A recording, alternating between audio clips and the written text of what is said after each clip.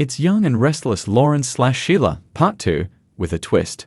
It's been many moons since Lauren and Sheila's heyday, and by that we mean the constant torment and battles, but it appears it's not all in the rearview mirror. A classic interaction between the two, one that longtime Young and Restless viewers will undoubtedly still remember, is about to make a comeback. With a twist, it was a double shock when Lauren Fenmore not only ended up trapped in a bomb shelter with no way out, but landed in the terrifying scenario with none other than her sworn enemy and tormentor, Sheila Carter. As Young and Restless fans from back in the day will recall, Lauren and Sheila were forced to work together to stay alive until they could be rescued. It was fascinating to watch them have it out and reach the conclusion that they had no choice but to set aside their hatred of each other in order to survive.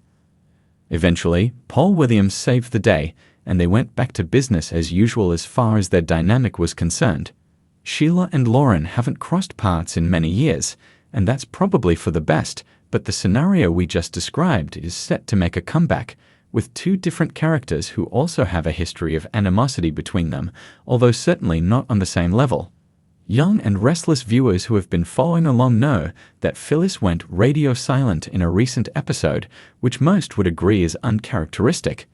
Daniel and Summer grew concerned when she failed to respond to their calls and texts and didn't show up for a breakfast she planned with them, and alerted Chance. Thanks to the previews and Josh Griffith teasing Phyllis and Sharon landing in a life-or-death situation, we know that it will be revealed that Sharon also went MIA at the same time.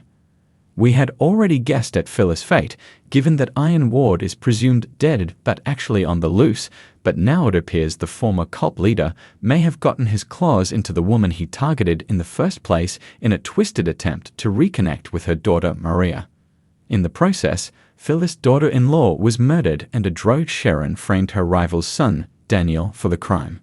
Suffice it to say that the redhead, although making an effort to move on, hasn't forgiven the blonde. Not by a long shot. So, if Phyllis and Sharon have both been kidnapped by Iron, we're about to get a variation on the old Lauren/Sheila in the bomb shelter scenes, where the trapped rivals will have plenty of time to say what they need to say, given they will be each other's captive audience. Eventually, they'll come to the realization that they need to depend on one another to survive and or escape, and will begin to cooperate, which should lead to the pair reaching an understanding of some sort ahead of the inevitable rescue.